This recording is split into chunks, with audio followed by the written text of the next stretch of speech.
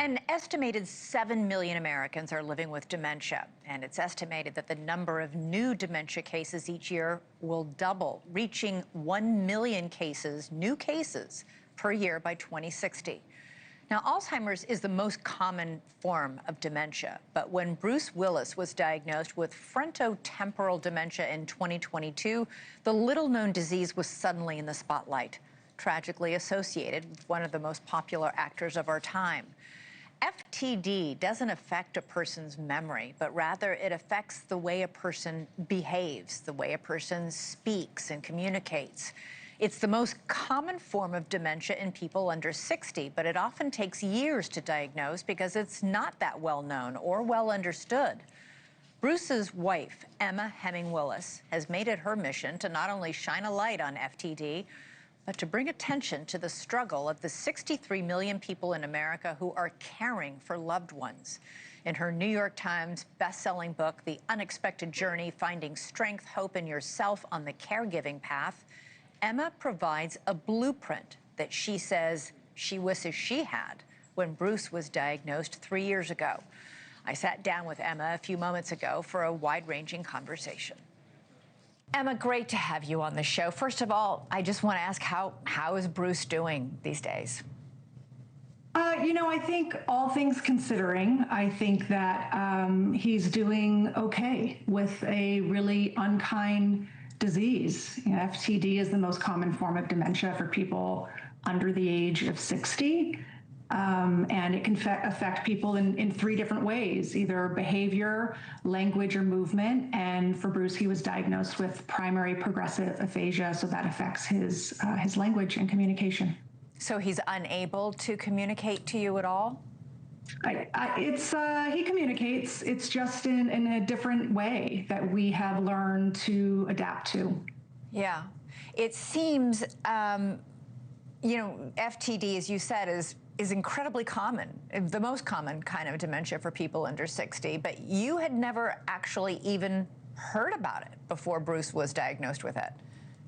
No, I actually, this is kind of my first go around with dementia. I didn't even know there was such a thing as a young onset dementia, let alone FTD and what that was and what that meant.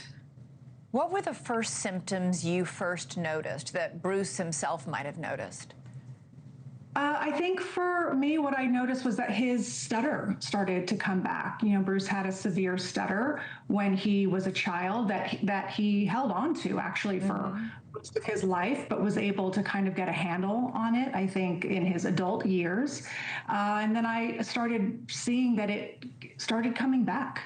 And never in my wildest dreams would I think that was now becoming a symptom of FTD.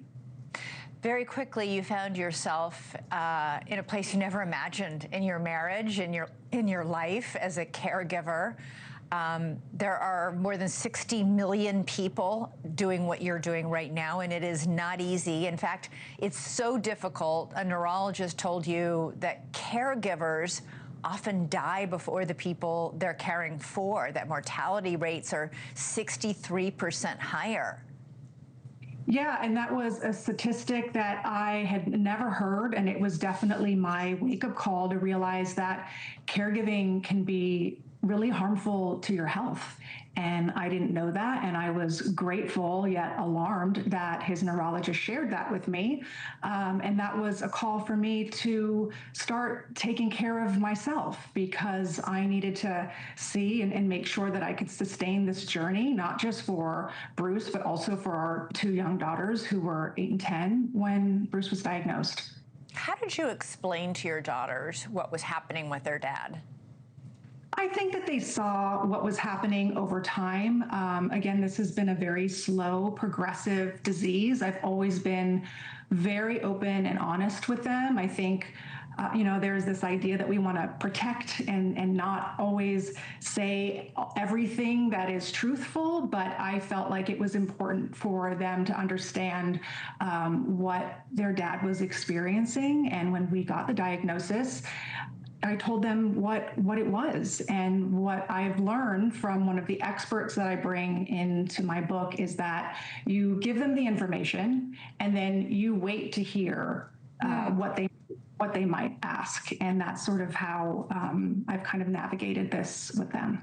You also, of course, have to navigate the fact that you're public people, that Bruce, your husband, Bruce Willis, was a major movie star, is a major movie star, that everybody knows who he is. So it's not just dealing with this devastating diagnosis and life change.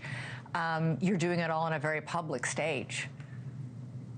Yes, and I would say that what I have realized is that he is very beloved. You know, he is, I said something the other day where there's, you know, millions of people that adore him. And someone corrected me and says, I actually think there might be billions of people. And, you know, I think for us, it's been important to be able to raise the awareness that FTD needs.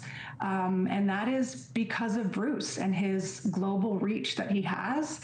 And I think that will also help just elevate this conversation and highlight the caregivers in America that are doing this work with little to no support. That was, you know, as you point out, 63 million people are caregivers, taking care of people who are dependent on them in some way. Very few of them have support groups. Very few of them have any support at all.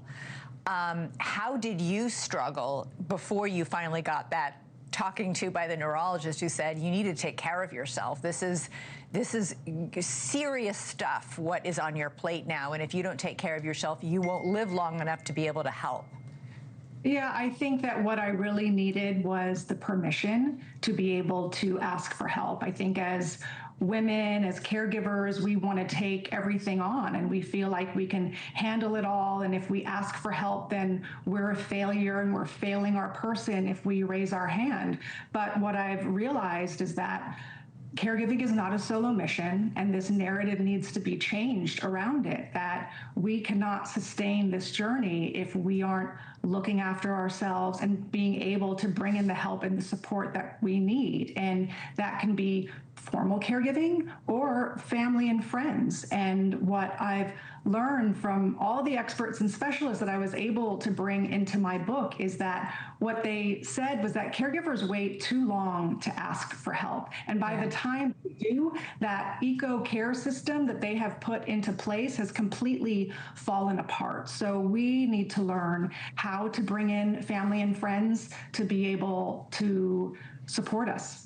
You faced a lot of criticism when you revealed that Bruce is now living in a separate house, but you say it was actually one of the hardest decisions you ever had to make. And you also said that this is something you believe that Bruce would want. What do you mean by that? Well, I think that it's the hardest decision for anyone to have to make. I mean, that didn't come lightly, but I think these are hard decisions that we have to make as caregivers. And we have young children in our house, and I needed to make the best and safest decision for my husband as well as our children. And I know that Bruce wouldn't want our children's lives to be clouded by his diagnosis. And I wanted other caregivers to feel seen about this idea of that if it comes time to place their loved one in a care facility, I mean, this is a different scenario for us. This is our second house.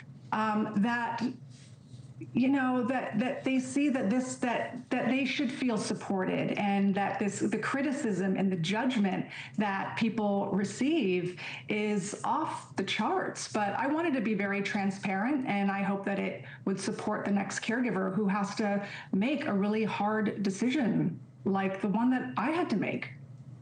I was very struck by something that you wrote. You said, quote, "Becoming Bruce's care partner has been one of the most rewarding and transformative experiences of my life. It has changed me on a cellular level."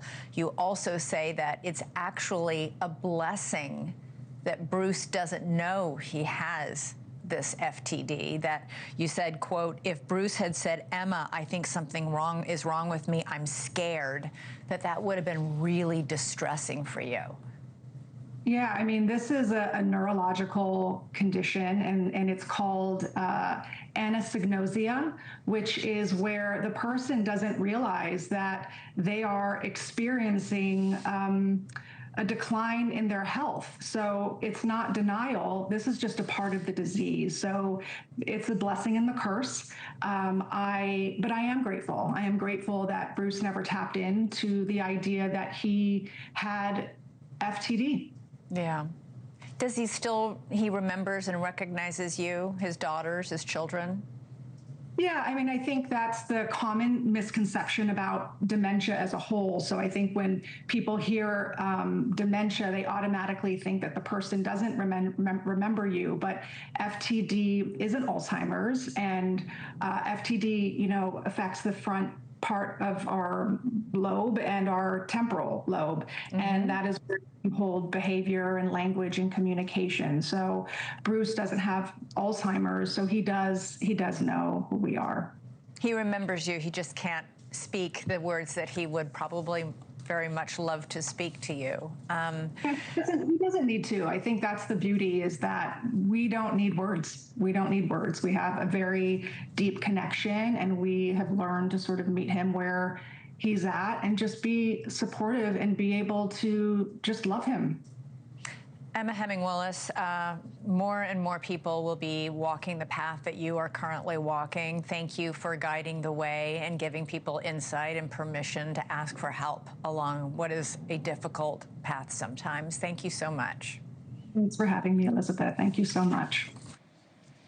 And Emma's book, The Unexpected Journey, is on bookshelves now. It's a good read for anybody who needs to take care of somebody they love. Thank you for watching. Subscribe below and download our NewsNation app right now on your phone, and you will get fact-based, unbiased news for all Americans.